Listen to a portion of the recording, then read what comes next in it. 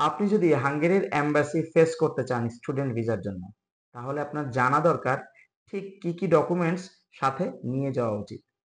আজকে সেই ডকুমেন্টস এর লিস্ট আপনাদের সামনে আমি তুলে ধরতে চলেছি। তো ভিডিওটি না টেনে শেষ পর্যন্ত দেখুন, তাহলে আপনি পরিপূর্ণ একটা ধারণা পেয়ে যাবেন যে আপনার ঠিক কি কি কাগজপত্র সাথে করে নিয়ে এম্বাসিতে যেতে হবে। তো দেরি না করে চলুন আগে জানি সেই কাগজপত্রগুলো আসলে কি কি। প্রথম লাগবে আপনার একটি ভ্যালিড পাসপোর্ট, এবং আপনার যদি পূর্বেরও কোনো পাসপোর্ট থাকে তার সেই কপিও কিন্তু আপনার জমা দিতে হবে। এরপর আপনার লাগবে অ্যাপেন্ডিক্স 13 নামে একটি অ্যাপ্লিকেশন ফর্ম, এবং হাঙ্গেরির রেসিডেন্সিয়াল পারমিটের আরও একটা অ্যাপ্লিকেশন ফর্ম। এই দুটো ফর্মও আপনাকে সুন্দর করে ফিল আপ করতে হবে। এরপর আপনাকে সাথে করে নিয়ে যেতে হবে 2 কপি ইউরোপিয়ান সাইজের ছবি, যার ব্যাকগ্রাউন্ড সাদা হবে এবং সাইজটা হবে 35x45। তারপর আপনার লাগবে একটি ফ্লাইট বুকিং, অর্থাৎ আপনি বাংলাদেশ থেকে যে হাঙ্গেরিতে যাবেন তার একটা ডেমো বুকিং কিন্তু আপনার ডকুমেন্টসের সাথে জমা দিতে হবে। এরপর আপনার লাগবে অ্যাকোমোডেশন প্রুফ, অর্থাৎ আপনি যে হাঙ্গেরিতে গিয়ে থাকবেন সেটা আপনার ইউনিভার্সিটি ডরমিটরি হতে পারে, অথবা আপনার কোনো একটা হাউস রেন্ট হতে পারে, অথবা আপনি কিছুদিনের জন্য কোনো হোটেল যদিও বুকিং করেন তাহলে তার যে প্রুফটা আছে অ্যাকোমোডেশন প্রুফ এবং সেই অ্যাড্রেস সহ সেই ডকুমেন্টসটাও কিন্তু আপনার দরকার পড়বে। এরপরে আপনার একটি লাগবে ভ্যালিড ট্রাভেল ইন্স্যুরেন্স। অনেকে বলে এটা 6 মাস দিলেও হয়, আবার 1 বছর দিলেও হয়, বাট আমার কাছে মনে হয় যদি আপনি সেফ জোনে থাকতে চান তাহলে আপনাকে একটি 1 বছরের ট্রাভেল ইন্স্যুরেন্স জমা দিতে হবে। এরপরে আপনার একটি মিনিমাম 6 মান্থের ব্যাংক ম্যাচুরিটির একটা স্টেটমেন্ট জমা দিতে হবে, যদি আপনার নামেও থাকে অথবা আপনার স্পন্সরের নামে থাকে, যার নামেই থাকুক না কেন মিনিমাম 6 মান্থের ম্যাচুরিটি থাকলে খুব ভালো হয়। প্রুফ অফ ইনকাম, আপনার যে স্পন্সর থাকবে তার যে ইনকাম সেই ইনকামের প্রুফটাও দিতে হবে। অর্থাৎ যদি আপনার বিজনেস থাকে তাহলে বিজনেসের ট্রেড লাইসেন্স অথবা আপনার এক্সপোর্ট ইম্পোর্টের যে রসিদ সেগুলো, যদি আপনার চাকরিজীবী হন তাহলে সেখানকার প্রত্যয়নপত্র, স্যালারি, পে স্লিপ এগুলো আপনাকে প্রোভাইড করতে হবে।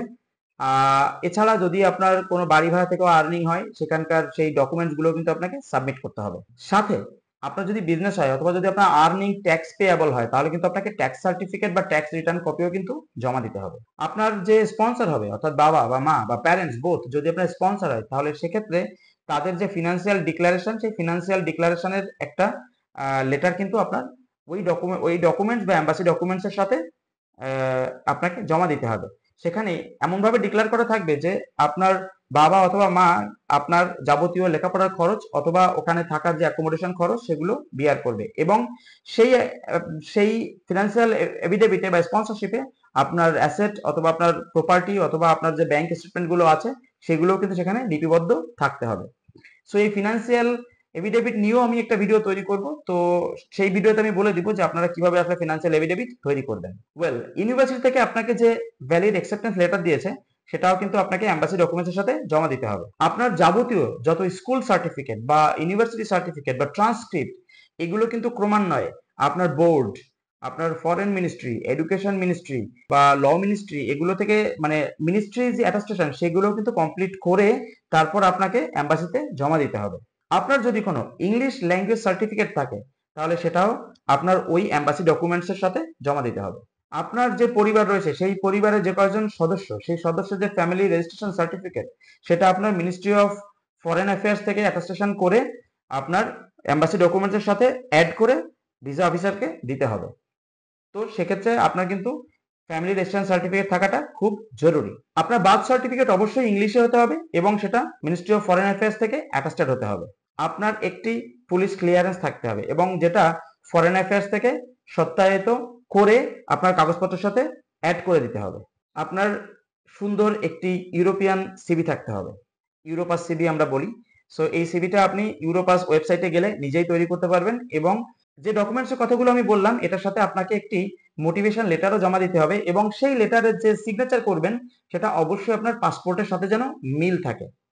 আপনার যদি কোনো পাসপোর্ট হারিয়ে গিয়ে থাকে তাহলে সেই পাসপোর্টের যে জিডি কপি সেটাও কিন্তু অনেক সময় এই ডকুমেন্টসের সাথে জমা দেওয়া লাগে।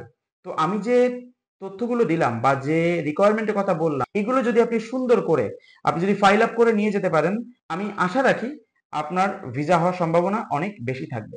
তো এই ডকুমেন্টস দেখাতে পারলে ভালো হতো যে ডকুমেন্টস গুলো কিভাবে করে আমার প্ল্যান আছে একজন স্টুডেন্টের পুরো ফাইলটা আমি রেডি করে একটা ভিডিও আপনাদের সামনে নিয়ে আসব।